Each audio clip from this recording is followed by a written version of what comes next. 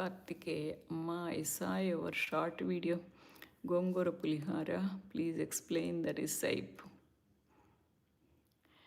గోంగూర పులిహార నేను short video పెట్టానా, ఫుల్ వీడియో పెట్టానా? యా, గోంగూర పులిహార ఈజీ అయ్యా, ఏం లేదు. గోంగూర ఉడకేస్తాం కదా, ఆకు తీసేసి ఉడకేసింది ఫ్రెష్ అయితే కనుక కొద్దిగా ఎనిపితే సరిపోయిద్ది. మేమేంటంటే ఇక్కడ కొద్ది డీప్లో పెట్టడానికి కొద్దిగా ఫుడ్ ప్రాసెస్ వేస్తాం, మరి మిక్సీ వేయకుండా. మీరైతే మెత్తగా ఇలా ఎనిపేసినా సరిపోయిద్ది. ఇంకా అందుట్లో నేనైతే మసాలాలు ఏమి వేయను కదా, ఇక తిరగమాత వేసేసి తిరగమాతలో నేను పచ్చిమిరపకాయలు వేగనిస్తా.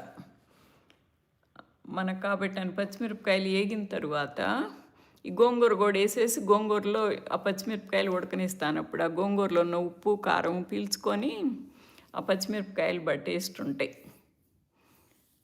అది ఊరమిరపకాయలు వేస్తాను, మామూలు ఎండుమిరపకాయలు వేయకుండా నేను ఊరమిరపకాయలు వేస్తాను. కొద్ది మెంతులు వేస్తా, దీన్ని గోంగూర కల్లా కొద్ది మెంతులు పడాల. మనం వెల్లుల్లిపాయలు కూడా వేసుకోవచ్చు, కానీ వెల్లుల్లిపాయలు నేను వేస్తే కనుక నేను హరే రామ హరే కృష్ణ నెయ్యను. మీరైతే ఉల్లిపాయలు కూడా వెల్లుల్లిపాయలు ఎంత ముక్కలు కోసేసి అవి కూడా తిరగమాతలో పచ్చిమిరపకాయలతో పాటు వేసి వేపించేసుకోవచ్చు.